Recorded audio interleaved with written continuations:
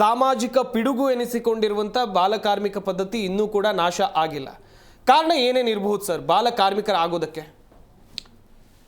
ಮೂಲಭೂತವಾಗಿ ಬಾಲಕಾರ್ಮಿಕರ ಸಮಸ್ಯೆ ಏನು ಇವತ್ತು ನಾವು ಚರ್ಚೆ ಮಾಡ್ತಾ ಇದ್ದೀವಿ, ಇದು ಅನುಚಾನವಾಗಿ ಬಂದಿರತಕ್ಕಂಥ ಒಂದು ಪಿಡುಗು, ಓಕೆ, ಹೊಸದೇನಲ್ಲ. ಸಂತಸದ ಸಂಗತಿ ಮತ್ತು ದುರ್ದೈವದ ಸಂಗತಿ ಎರಡೂ ಇದೆ ಇದರಲ್ಲಿ. ಓಕೆ, ಸಂತಸದ ಸಂಗತಿ ಅಂತ ಹೇಳಿದ್ರೆ, ನೀವು ವಸ್ತುನಿಷ್ಠಾತ್ಮಕವಾಗಿ ಮಾಹಿತಿಯನ್ನು ನಾವು ತಗೊಂಡು ನೋಡಿದ್ರೆ ಅದರ ಪ್ರಮಾಣ ಗಣನೀಯವಾಗಿ ಕುಸಿತ ಕಾಣ್ತಾ ಇದೆ. ಅದಕ್ಕೆ ಒಂದಷ್ಟು ಕಾರಣಗಳು. ಓಕೆ, ಇನ್ಕ್ರೀಸ್ಡ್ ಅವೇರ್ನೆಸ್ ಇರ್ಬೋದು, ಬಹುಶಃ ಕುಟುಂಬಗಳ ಕೈಯಲ್ಲಿ ಹೆಚ್ಚು ಹಣ ದೊರೀತಾ ಇರತಕ್ಕಂಥ ಒಂದು ವ್ಯವಸ್ಥೆ ಇರ್ಬೋದು, ಬಂದಿರತಕ್ಕಂಥ ಆಹಾರ ಭದ್ರತೆ ಕಾನೂನು ಇರ್ಬೋದು, ಅಥವಾ ಉದ್ಯೋಗ ಖಾತ್ರಿ ಕಾಯ್ದೆ ಇರಬಹುದು. ಅಂದರೆ ಯಾವ ಕಾರಣಕ್ಕೋಸ್ಕರ ಮಗುವನ್ನು ಕೆಲಸಕ್ಕೆ ಹಚ್ಚಿ ಆ ಇಡೀ ಕುಟುಂಬದ ನಿರ್ವಹಣೆಗೆ ಆತನದ್ದೋ ಅಥವಾ ಆ ಮಗುವಿನದ್ದೋ ಒಂದು ಕೊಡುಗೆ ತಗೊಳ್ತಾ ಇದ್ದಂಥ ಒಂದು ವ್ಯವಸ್ಥೆ ಏನಿತ್ತು, ಒಂದಷ್ಟರ ಮಟ್ಟಿಗೆ ಅದರ ಪ್ರಮಾಣದಲ್ಲಿ ಕುಂಠಿತ ಕಂಡು ಬಂದಿದೆ ಅನ್ನೋದು ನಿರ್ವಿವಾದ.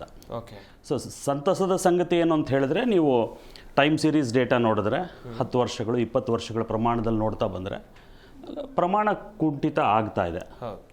ಆದರೆ ದುರ್ದೈವದ ಸಂಗತಿ ಅಂತ ಹೇಳಿದ್ರೆ, 21ನೇ ಶತಮಾನದಲ್ಲಿದ್ದೀವಿ, ಜಗತ್ತಿನ 3ನೇ ಅತಿ ಬಲಿಷ್ಠ ಆರ್ಥಿಕ ವ್ಯವಸ್ಥೆ ಆಗೋದರತ್ತ ದಾಪುಗಾಲು ಹಾಕ್ಕೊಂಡು ಹೋಗ್ತಾ ಇದ್ದೇವೆ. ಭಾರತ ಸರ್ವಾಂಗೀಣವಾಗಿ ಸಮಗ್ರವಾಗಿ ಎಲ್ಲ ರಂಗಗಳಲ್ಲೂ ಪ್ರಗತಿಯನ್ನು, ಬೆಳವಣಿಗೆಯನ್ನು ಮತ್ತು ಪ್ರಭುತ್ವವನ್ನು ಸಾಧಿಸಲಿಕ್ಕೆ ಹೊರಟಿರುವಂಥ ಈ ಹೊಸ್ತಿಲಲ್ಲೇ ಬಾಲಕಾರ್ಮಿಕರ ಪದ್ಧತಿ ಇನ್ನೂ ಇದೆ ಅನ್ನುವಂಥದ್ದು. ಬಾಲಕಾರ್ಮಿಕರು ಮತ್ತು ಕಿಶೋರ ಕಾರ್ಮಿಕರು ಎರಡೂ ಬರ್ತಾರೆ ಇಲ್ಲಿ. ಬಾಲಕಾರ್ಮಿಕರು ಅಂದರೆ ನಿಮಗೆ 6ರಿಂದ 14ರ ವಯಸ್ಸಿನ ತನಕ ನಿಷಿದ್ಧ, ಅವ್ರನ್ನ ಮಾಡೋ ಹಾಗೆ ಇಲ್ಲ.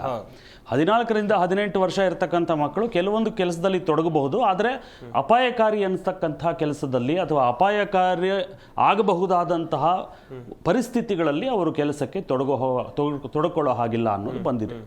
ಸೊ ಮೊದಲನೇ ಕಾರಣ ಬಂದು ಬಡತನ.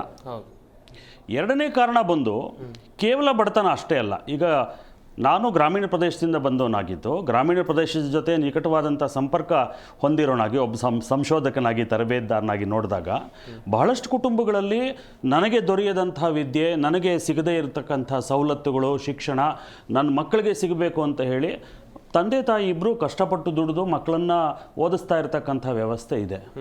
ಆ್ಯಂಡ್ ಸರ್ಕಾರದ ನೀತಿ ನಿರೂಪಣೆಯಲ್ಲೂ ನಾವು ನೋಡಿದಾಗ, ಇವತ್ತು ನನ್ನ ಮಗುಗೆ ಶಿಕ್ಷಣ ಬೇಕು ಅಂತ ಹೇಳಿದ್ರೆ ನನಗೆ ಕಳಿಸೋದಕ್ಕೆ ವ್ಯವಸ್ಥೆ ಇಲ್ಲ, ಆ ಮಗು ಇನ್ನೆಲ್ಲೋ ಇದ್ದು ಓದ್ಕೊಳ್ಳಿ ಅಂತ ಹೇಳಿದ್ರೆ ಇವತ್ತು ವಸತಿ ಶಾಲೆಗಳಿವೆ.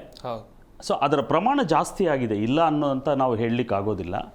ಆದರೆ ಇಲ್ಲಿ ಬಹಳ ಮುಖ್ಯವಾಗಿ ನಾವು ನೋಡಬೇಕಾಗಿರುವಂಥ ಅಂಶ ಏನು ಅಂತ ಹೇಳಿದ್ರೆ, ತಪಾಸಣೆಗಳು ಚೆನ್ನಾಗಿ ಆಗ್ತಿವೆ ಇಲಾಖೆ ಕಡೆಯಿಂದ, ಅದರಲ್ಲಿ ಎರಡನೇ ಮಾತಿಲ್ಲ. ಒಂದಷ್ಟು ಮಕ್ಕಳನ್ನು ರಕ್ಷಣೆ ಕೂಡ ಮಾಡ್ತಾ ಇದ್ದಾರೆ. ಆದರೆ ಕಾನೂನಿನ ನಿಜವಾದ ಪ್ರಯೋಜನ ಸಿಗೋದು ಯಾವಾಗ ಅಂತ ಹೇಳಿದ್ರೆ, ಈ ರೀತಿಯ ಒಂದು ತಪ್ಪನ್ನು, ಅಪರಾಧವನ್ನು ನಾನು ಮಾಡಿದ್ರೆ ನಿಸ್ಸಂಶಯವಾಗಿ ನಾನು ದಂಡನೆಗೆ ಒಳಗಾಗ್ತೇನೆ ಅನ್ನುವಂಥ ಒಂದು ವಿಶ್ವಾಸವನ್ನು ಸಮಾಜದಲ್ಲಿ ಹುಟ್ಟಿಸ್ಬೇಕು. ಒಂದು ಭೀತಿಯನ್ನು ಈ ಅಪರಾಧಿಗಳು ಯಾರಿದ್ದಾರೆ ಅವರಿಗೆ ಹುಟ್ಟಿಸ್ಬೇಕಾದಂಥದ್ದು ವ್ಯವಸ್ಥೆಯ ಕರ್ತವ್ಯ. ಅನ್ಫಾರ್ಚುನೇಟ್ಲಿ ನಾನು ಯಾಕೆ ದುರ್ದೈವದ ಸಂಗತಿಯಲ್ಲಿ ಹೇಳಿದೆ ಅಂದರೆ, ಒಂದು ಇನ್ನೂ ಇದೆ ಅಸ್ತಿತ್ವದಲ್ಲಿ ಬಾಲಕಾರ್ಮಿಕರ ಒಂದು ಸಮಸ್ಯೆ. ದುರ್ದೈವದ ಸಂಗತಿ ಭಾಳ ದೊಡ್ಡದೇನು ಅಂತ ಹೇಳಿದ್ರೆ, ಯಾವ ಒಂದು ಸ್ಪೀಡಲ್ಲಿ, ಯಾವ ಗತಿಯಲ್ಲಿ, ಯಾವ ಒಂದು ಆಸಕ್ತಿಯಲ್ಲಿ ತಪಾಸಣೆಗಳಾಗ್ತವೆ, ಅಷ್ಟೇ ಆಸಕ್ತಿಯಲ್ಲಿ ಕೇಸುಗಳು ರಿಜಿಸ್ಟರ್ ಆಗಲ್ಲ. ಇದು ಎರಡನೇ ಹಂತಕ್ಕೆ ಬಂದಾಗ ಅಷ್ಟೇ ಆಸಕ್ತಿಯಲ್ಲಿ ಅಥವಾ ಅಷ್ಟೊಂದು ಮುತುವರ್ಜಿಯಲ್ಲಿ ಕನ್ವಿಕ್ಷನ್ಸ್ ಆಗಲ್ಲ. ಆಮೇಲೆ ಇದಕ್ಕೆ ಇರ್ತಕ್ಕಂಥ ದಂಡದ ಪ್ರಮಾಣ ಕೂಡ ಬಹಳ ಕಡಿಮೆ ಇದೆ. ತುಂಬ ದೊಡ್ಡ ಅಮೌಂಟ್ ಆಫ್ ಪೆನಾಲ್ಟಿ ಅಂತ ಏನು ಅನಿಸೋದಿಲ್ಲ. ಹಾಗಾಗಿ ಸಿಕ್ಕಾಕೊಂಡಾಗ ನೋಡೋಣ ಬಿಡೋ ಅನ್ನುವಂಥದ್ದು ಬಹುಶಃ ಕೆಲವೊಂದು ಉದ್ಯೋಗದಾತರಲ್ಲಿ ಇರ್ತಕ್ಕಂಥ ಒಂದು ಮನೋಭಾವ. ಇದನ್ನು ನಾವು ಆಮೂಲಾಗ್ರವಾಗಿ ಅಟ್ಯಾಕ್ ಮಾಡಿದಾಗ ಮಾತ್ರ ಈ ಸಮಸ್ಯೆಗೆ ಪರಿಹಾರ. ಸೊ ಮೊದಲನೇದು ಬಡತನ, ಎರಡನೇದು ಅರಿವಿನ ಕೊರತೆ, ಮೂರನೇದು ಏನಾಗುತ್ತೆ, ಈ ಸೀಸನಲ್ ಮೈಗ್ರೇಷನ್ ಅಂತ ಕರಿತೇವೆ. ಅಂದರೆ ನಿರ್ದಿಷ್ಟ ಅವಧಿಯಲ್ಲಿ ಮಾತ್ರ ಕೆಲವೊಂದು ಕುಟುಂಬಗಳು ವಲಸೆ ಹೋಗ್ತವೆ, ಗುಳೆ ಹೋಗ್ತವೆ. ನಾನು ಈ ಬಾಲಕಾರ್ಮಿಕರ ಬಗ್ಗೆ, ಚೈಲ್ಡ್ ಲೇಬರ್ ಬಗ್ಗೆ 2005-06ರಲ್ಲಿ ಒಂದು ಸುದೀರ್ಘವಾದಂಥ ಆಲ್ಮೋಸ್ಟ್ 20 ತಿಂಗಳ ಸಂಶೋಧನೆ ಮಾಡಿದ್ವಿ, ಕ್ಷೇತ್ರಾಧ್ಯಯನ ಮಾಡಿದಂಥ ಸಂಶೋಧನೆ. ನಾಗಮಂಗಲ ತಾಲೂಕಿನಲ್ಲಿ ಒಬ್ಬರು ನನ್ನ ಈ ಪ್ರಾಜೆಕ್ಟಿನ ಡೈರೆಕ್ಟರ್ ಆಲ್ರೆಡಿ ಈ ಸಮಸ್ಯೆ ಬಗ್ಗೆ ಡಾಕ್ಟರೇಟ್ ಮಾಡಿದ್ರು. ಅವರು ಕಂಡುಕೊಂಡಂಥ ಸತ್ಯ ಅಂತ ಹೇಳಿದ್ರೆ, ಅವರು ದೂರದ ಆಕ್ಸ್ಫರ್ಡ್ ಯೂನಿವರ್ಸಿಟಿಯಲ್ಲಿ ಡಾಕ್ಟರೇಟ್ ಮಾಡ್ತಾ ಇದ್ದರು. ಅವರ ಗೈಡು ಒಬ್ಬ ಬೆಂಗಾಲಿ. ಈ ಸಂಶೋಧನೆ ಮಾಡಿದಂತಹ ವ್ಯಕ್ತಿಯ ಮೂಲ ಬಂದು ನಾರ್ವೆ. ಆತ ಮದುವೆ ಆಗಿದ್ದು ಒಬ್ಬ ಪಂಜಾಬಿಯನ್ನ. ಓಕೆ. PhD ಮಾಡಿದ್ದು ನಮ್ಮ ಮಂಡ್ಯ ಜಿಲ್ಲೆಯ ನಾಗಮಂಗಲ ತಾಲೂಕಲ್ಲಿರತಕ್ಕಂಥ ವಲಸೆ ಹೋಗೋ ಮಕ್ಕಳ ಬಗ್ಗೆ. ಭಾಳ ವಿಶೇಷ. ಸೊ ಅಲ್ಲಿ ಅವರು ಕಂಡುಕೊಂಡಂಥ ಸತ್ಯ ಏನು ಅಂತ ಹೇಳಿದ್ರೆ, ಇಡೀ ಕರ್ನಾಟಕದಲ್ಲಿ ಅತಿ ಹೆಚ್ಚು ವಲಸೆ ಹೋಗ್ತಾ ಇದ್ದಂಥ ಮಕ್ಕಳಿದ್ದಿದ್ದು ನಾಗಮಂಗಲ ತಾಲೂಕಲ್ಲಿ. ಓಕೆ. ಇವರೆಲ್ಲರೂ ಕೆಲಸಕ್ಕೆ ಹೋಗ್ತಾ ಇದ್ದಿದ್ದು ಹೋಟೆಲ್ಗಳಲ್ಲಿ. ಹಾಗಾಗಿ ಈ ಸಂಶೋಧನೆಯ ಮುಂದುವರೆದ ಭಾಗವಾಗಿ ಈ ಹೋಟೆಲ್ ಮಾಲೀಕರು ಕೂಡ ಎಂದಾದರೂ ಬಾಲಕಾರ್ಮಿಕರಾಗಿದ್ರ ವಲಸೆ ಹೋಗೋರು ಅನ್ನೋದ್ರ ಬಗ್ಗೆ ನಾವು ಒಂದು 20 ತಿಂಗಳು ಸಂಶೋಧನೆ ಮಾಡಿದ್ವಿ.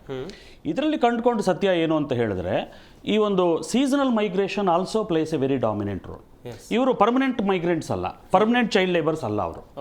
ಈಗ ನಮ್ಮ ಬೀದರು, ರಾಯಚೂರು, ಬಿಜಾಪುರ, ವಿಜಯಪುರ ಈ ಕಡೆಯಿಂದ ಈ agricultural season, paddy sowing season ಇದೆಯಲ್ಲ, ಭತ್ತ ನಾಟಿ ಮಾಡ್ತಕ್ಕಂಥ ಸೀಸನಲ್ಲಿ ಕರಾವಳಿ ತೀರಕ್ಕೆ ಮೈಗ್ರೇಷನ್ ಆಗ್ತಾರೆ ಇವರು. ಈ ವಲಸೆ, ಈ ಯಾರೋ ಕೂಲಿ ಕಾರ್ಮಿಕರು ಈ ವಲಸೆ ಆದಾಗ ಏನಾಗ್ತಾರೆ, ಆಟೋಮೆಟಿಕಲಿ ಮಕ್ಕಳನ್ನು ಕರ್ಕೊಂಡ್ಬಂದ್ಬಿಡ್ತಾರೆ. ಸೊ ಮಗು ಅವಾಗ ಏನಾಗುತ್ತೆ, ಶಾಲೆಯಿಂದ ವಂಚಿತವಾಗುತ್ತೆ ಮೊದಲನೇದು. ಎರಡನೇದು, ಸುಮ್ಮನೆ ಇರೋ ಬದಲು ಕೆಲ್ಸಕ್ಕೆ ಹೋಗು ಲೋಕಲಲ್ಲಿ, ಯು ಸಪೋರ್ಟ್ ದ ಫ್ಯಾಮಿಲಿ, 3 ತಿಂಗಳು ತಾನೆ ಅನ್ನೋಂಥ ಒಂದು ಮನೋಧರ್ಮ ಬರುತ್ತೆ. ಅಥವಾ ಅಲ್ಲೆಲ್ಲೋ ಬಿಟ್ಟು ಹೋಗ್ತಾರೆ, ರಿಲೇಟಿವ್ಸ್ ಮನೆಯಲ್ಲೋ ಅಲ್ಲೋ ಇಲ್ಲೋ ಅಂತ ಹೇಳಿದಾಗಲೂ ಕೂಡ ಅದು ಶಾಲೆಗೆ ಹೋಗೋದಿಲ್ಲ. ಆಟೋಮೆಟಿಕಲಿ ಇನ್ನೆಲ್ಲ ಹೋಗುತ್ತೆ, ಒಂದೋ ಬೇರೆ ಸಹವಾಸಕ್ಕೆ ಬೀಳುತ್ತೆ, ಅಥವಾ ಒಂದಷ್ಟು ಒಪ್ಪತ್ತಿಗಾದರೂ ಸಾಕಾಗುವಷ್ಟು ಸಂಪಾದನೆಗೆ ಹೋಗೋಣ ಅನ್ನೋದು ಬರುತ್ತೆ. ಸೊ ಬಡತನ ಎಷ್ಟು ಕಾರಣನೋ, ಅರಿವಿನ ಕೊರತೆ ಎಷ್ಟು ಕಾರಣನೋ, ಈ ಸೀಸನಲ್ ಮೈಗ್ರೇಷನ್ ಅನ್ನೋದು ಒಂದು ಕಾರಣ. ಬಹಳ ಮುಖ್ಯವಾಗಿ ಎಲ್ಲಿ ತನಕ ಈ ಡಿಮಾಂಡ್ ಸೈಡನ್ನು ನಾವು ಬಂದ್ ಮಾಡೋದಿಲ್ಲ, ಅಲ್ಲಿ ತನಕ ನೀವು ಸಪ್ಲೈ ಸೈಡನ್ನು ಅಟ್ಯಾಕ್ ಮಾಡೋದು ಕಂಪ್ಲೀಟ್ ಆಗಿ ಕಷ್ಟ ಅನ್ನೋದು ನನ್ನ ಭಾವನೆ. Okay sir.